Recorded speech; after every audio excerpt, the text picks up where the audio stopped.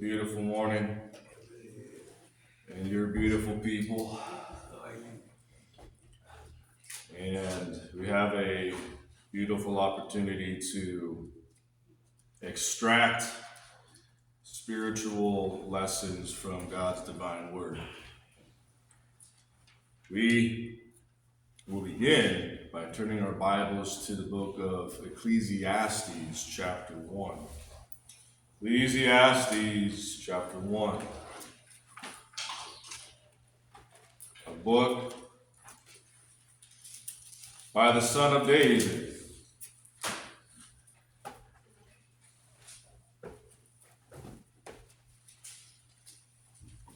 Solomon, known as the wisest man who ever lived, besides the Christ, of course. He writes Ecclesiastes and seems to be tackling life's questions, life's issues, life's doubts. And in this book, he starts off, giving you just an overall summary of this first chapter. He says things like, there's nothing new under the sun. Talks about some of the nature of humanity and how the eye is not satisfied with seeing. Talks about how mankind doesn't really change. And that's really helpful for us in a lot of ways to understand that fact that the same humanity that was generations ago, thousands of years ago, the way they were, same thing going on right here and now today. And one in particular is in the 11th verse. So I want you to read it with me if you would. Ecclesiastes chapter 1, verse 11. It makes this statement. There is no remembrance of former things, neither shall there be any remembrance of things that are to come, but those that shall come after. Now he just flat out makes a statement there. There is a big problem with humanity, and it's a memory problem. We have a problem with remembering. And he goes on to say there is no remembrance. Now I think he's kind of being a bit hyperbolic when he says that. It's a very generic statement to say there is no remembrance, but there is definitely some accuracy to this. We can be forgetful. We can be very forgetful. And we get in trouble for it. We get in trouble for being forgetful. Like when I forgot my wife's birthday, And when I forget her anniversary. And I forget Christmas. Because it's all in the same month for me. It's all in December. So it's just a whirlwind for me. I just forget everything,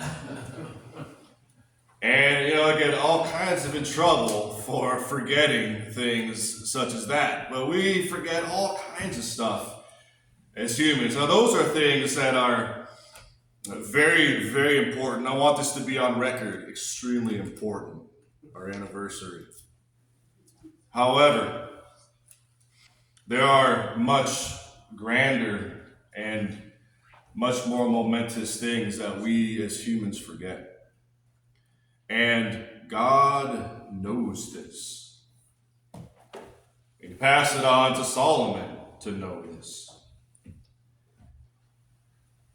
Because of this, we need help remembering things.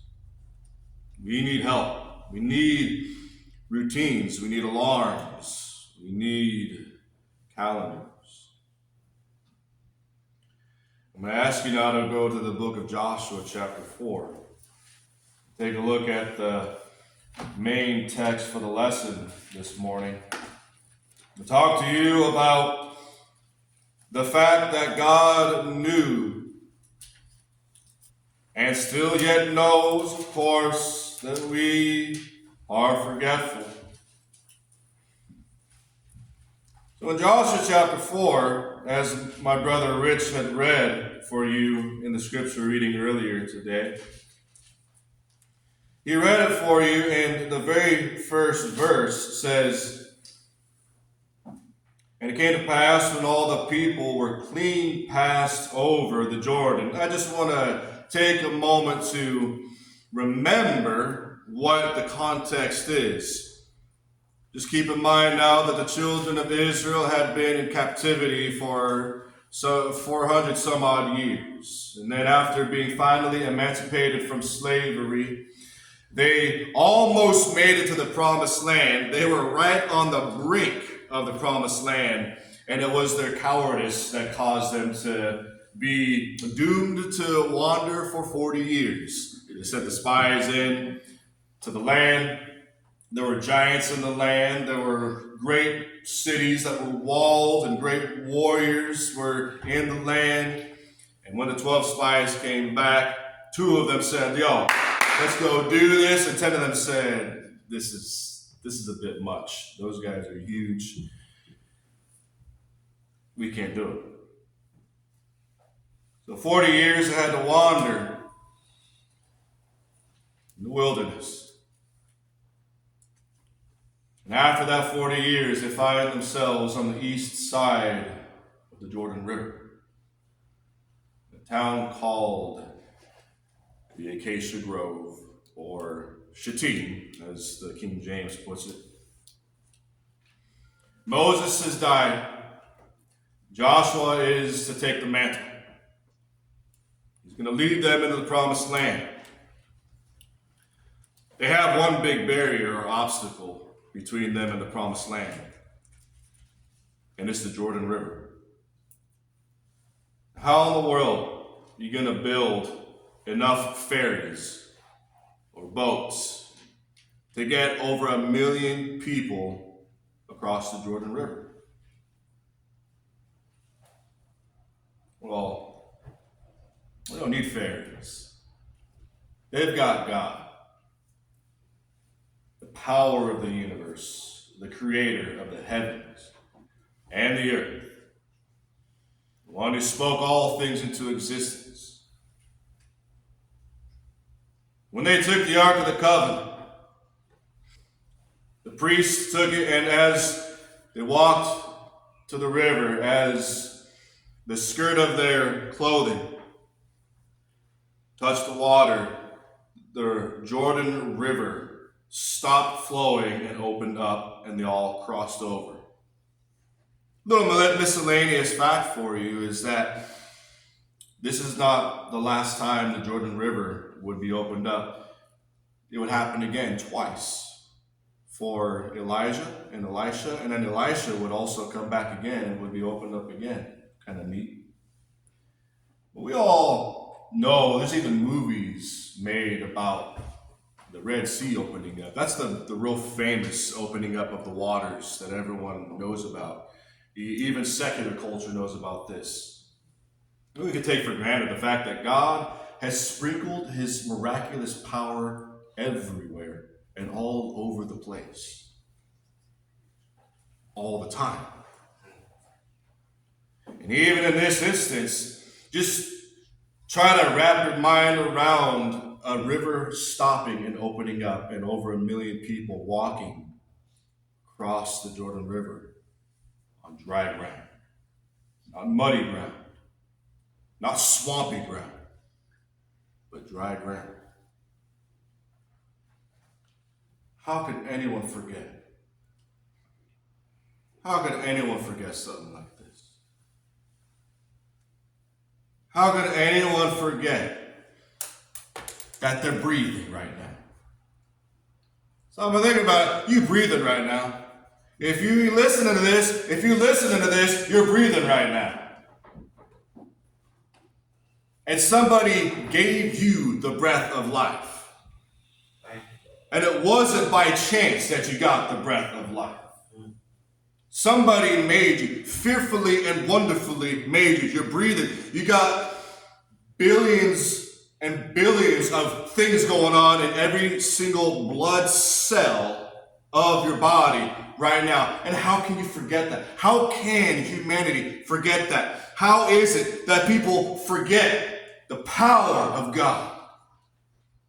But God knows that we will forget because we're distracted. We're distracted by all kinds of garbage. We're distracted by simple things. We're distracted by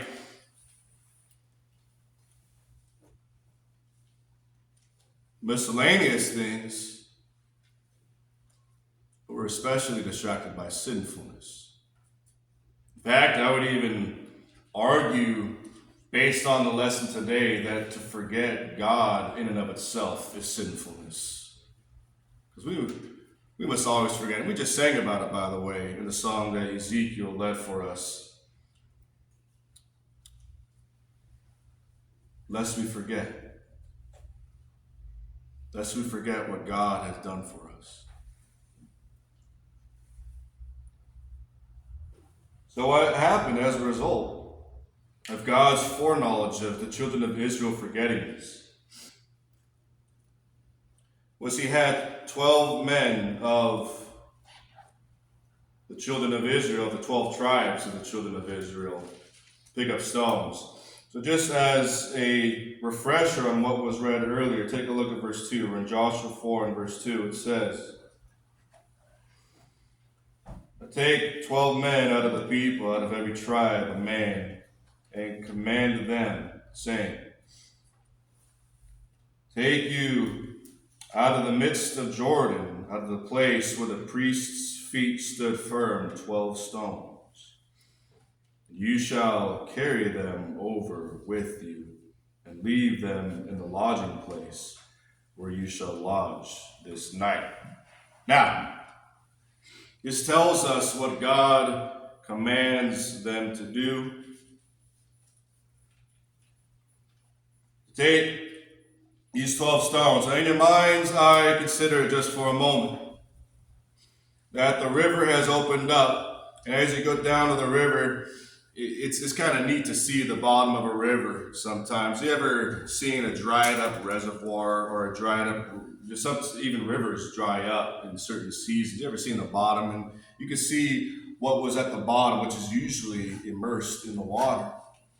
Well, they could clearly see on dry ground, and there were stones large enough for the priests to stand upon while they're holding the ark. And there's 12 of these stones.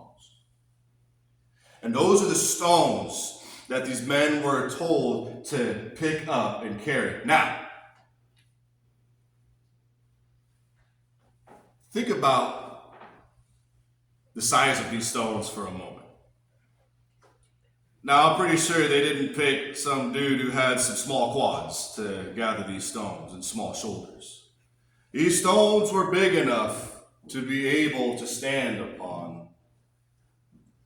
And they were to be large enough to be able to set in the city of Gilgal, which is going to be the town that they would settle that evening. He actually says that this night you're going to settle in this town.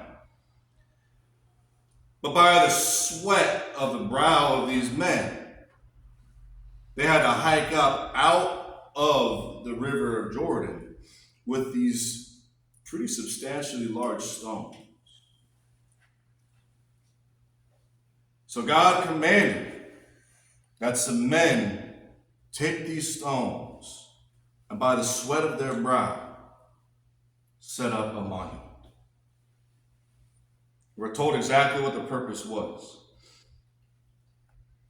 Verse 6.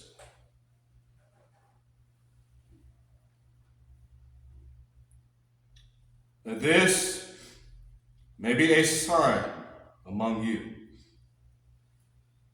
that when your children ask their fathers in time to come, saying, what do these stones mean? You shall answer them, the waters of Jordan were cut off before the ark of the covenant of the Lord. When it passed over Jordan, the waters of Jordan were cut off, and these stones shall be for a memorial unto the children of Israel forever.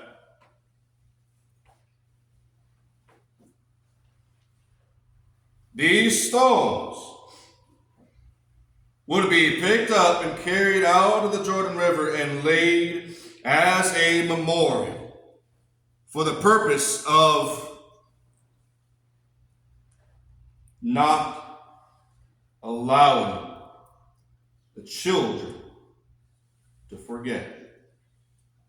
Now he goes into a little more detail a little bit later. I'm going to have a skip on over now to the end of the chapter. Now if you take a look at verse 20, we're still in chapter 4 and verse 20.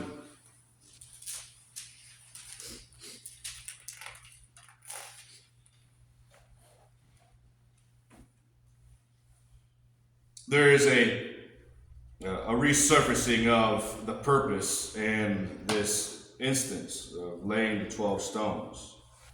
It says, and those 12 stones which they took out of the Jordan, Joshua set up in Gilgal. And he spoke unto the children of Israel. Now this right here, verse 21, is him making the declaration of the significance of this monument that they are to set up. So he spoke unto the children of Israel, saying, when your children shall ask their fathers in time to come. Stop and think about that for a second. This isn't about them and what they saw necessarily. They saw it with their own eyes. They were able to behold this with their own eyes. Could they see the Jordan River opening up before them? But God knew that there would be upcoming generations who would not have seen this. And so God specifically places the responsibility on the shoulders of the generation that witnessed it, and also the memorial, to be able to teach and guide and remind further generations down the road of what God has done. And it says, when your children shall ask their fathers in time to come, saying, what do these stones mean? Verse 22, watch this. Then you shall let your children know. You shall let your children know. I love that. That's real right there. That's placing an enormous responsibility. Very important. There is to be something set up, something established, and it was done by the sweat of men. Set up something in order to make sure that generations down the road would never have the excuse to forget. Now, it is the power of God that they are not to forget. And I don't understand why we are so forgetful. However, there is no excuse. And we are told to take specific and deliberate measures to make sure that we educate and continue to educate and build, even if you got to pick up a big stone and hike it out of the bottom of a river. Do it to make sure that there will always be a declaration, a memorial, a legacy set aside to remind us of who God is. By the sweat of the brow. And it takes hard work. And it is something that is to not be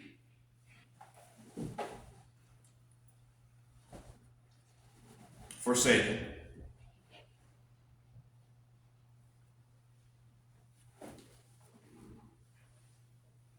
Verse 22.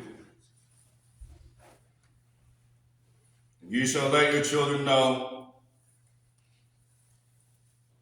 saying, Israel came over this Jordan on dry ground. And I don't know if you can see it. I don't know if you can experience it, if you can feel it with me right now. This is a story. This is storytelling. You know what I mean? This is, man, you should have seen it. This is like when somebody tries to tell a story of something magnificent that they beheld. Tell the story of the first time you saw the Grand Canyon. I can tell you right now the first time I saw the Grand Canyon. You know, it wasn't just a fleshly thing. It was not just a physical experience. I'll never forget, as I was walking up and I saw the ground opening up, something, I don't know what it was a spiritual effect that it had on me. As the ground was opening up, something moved me when I beheld this huge canyon, this mammoth of a monument, which is all for the purpose of displaying God is great. God is mighty. God is powerful. We also got to see Crater Lake one time. If you haven't seen it, go and see it. Because you know what it is? It's an X mountain. That's right. It used to be a mountain. A great mountain.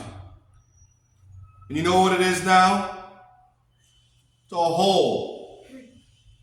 You know why? Because God went, that's why. Because he is mighty. He is powerful. And we forget about God. And our children forget about God. And generations are going to continue to forget about God. You can see it through history. And we ought not let that happen to the next generation. Even if it takes sweat. God made us responsible. And that's some crazy thing that blows my mind that I don't understand to this day, that God put into my hands the gospel. You know how weird it is to stand up here and preach the purest of messages, even though I'm a wretch? You know how difficult it is to stand up here and to declare the glorious, virtuous blood and the soul-cleansing power of Jesus and his sacrifice, and talk about the power that is able to resurrect the dead? And me, all I am is a recipient of graciousness. I've done nothing. But he gave me the responsibility. He gave it into the hands of man to be responsible, to teach and to preach and to declare and to set up monuments by sweat and sometimes even by blood.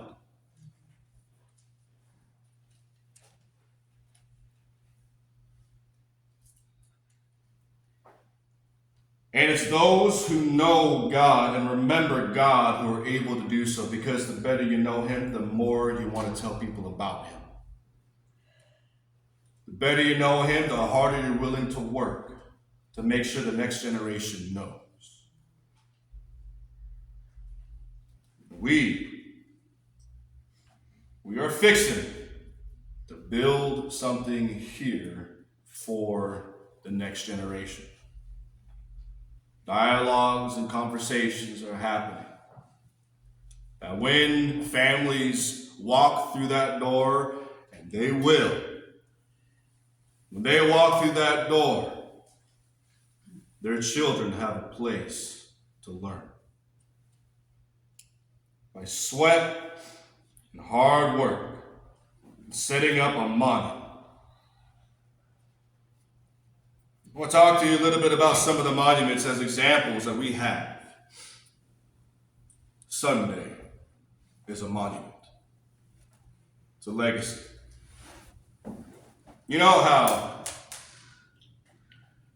the God of heaven put it in his scriptures that on the first day of the week, the disciples came together to break bread. God put that in his word.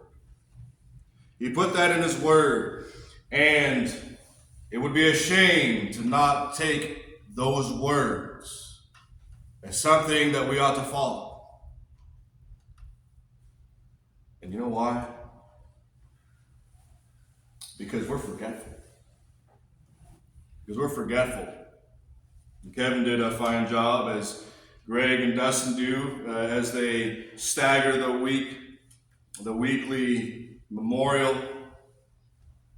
I want to take this moment to commemorate in even more depth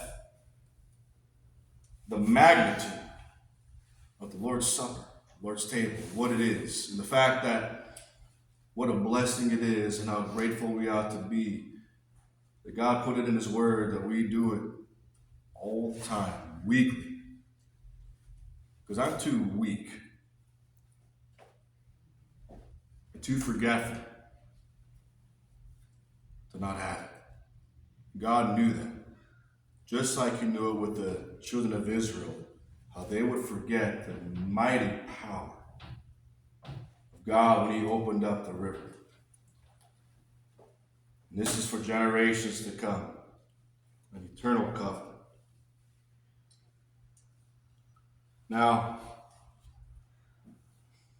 I'm going to show you a glance at verse 24, the same chapter we've been in, Joshua chapter 4 and verse 24.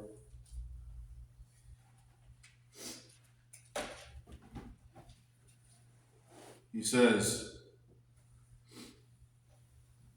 that all the people of the earth might know the hand of the Lord, that it is mighty, that you might fear the Lord your God forever. For the last statement in this chapter, now keep in mind there's a whole chapter dedicated in the Old Testament here in the book of Joshua to this monument set up. But I want to now just point out that we have a neat thing that's happening here, the personal responsibility that we have to build something to commemorate and to remind.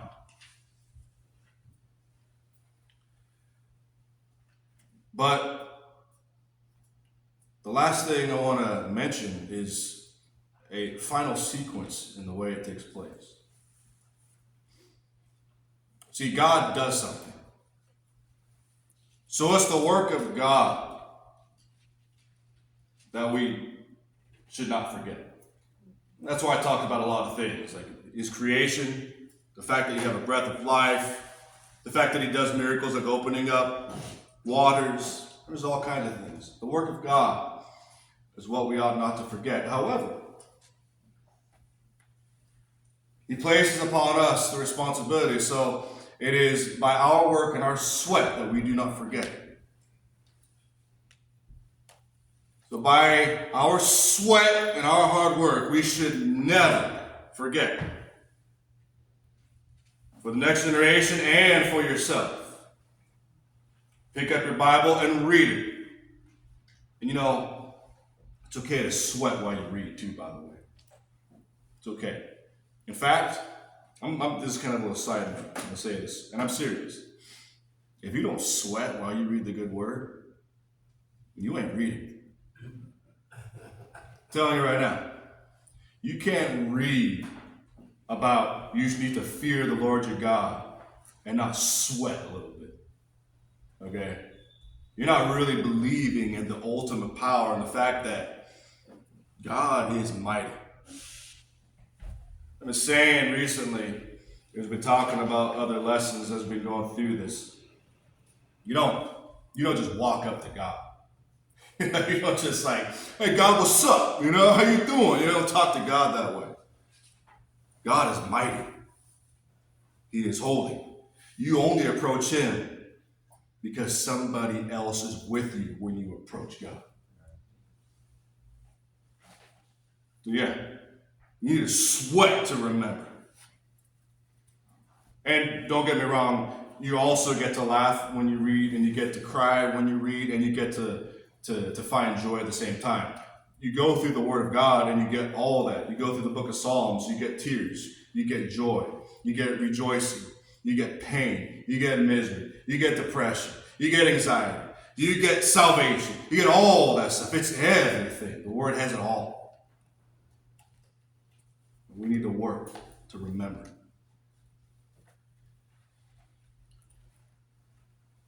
So the work of God is to be remembered by the sweat of our brow, but the ultimate and final monument was done by the blood. Done by the blood of the Lamb. The soul-cleansing blood of the Son of God. Really, the ultimate monument is the cross. The cross where Jesus was nailed, where he bled. We ought never forget, and that's why we talk about the Lord's Supper, we ought never forget that the only way that you can make it to the Father is by being covered by blood. Which takes us back to the work of God. So we set up the monument with our sweat, but it was the work of God that we remember. And then, when we do the works that he has given us, God's work is able to bring us salvation. Another monument, another memorial is baptism. Baptism is a type of monument. It's something that we do to remember, realize that we've been dead in sin. We are told to be buried in the waters of baptism. And when you come up, the Apostle Paul records, he writes, and when you come up, you rise in newness of life. So then, I tell you, by the words of the Son of God and his apostles, that by your sweat, even if you're sweaty because you're nervous to come forward, by your sweat, you do what God said to commemorate the death and burial and resurrection of the Son of God, and rise up in newness of life. If you have need to do that, come, while we stand and sing.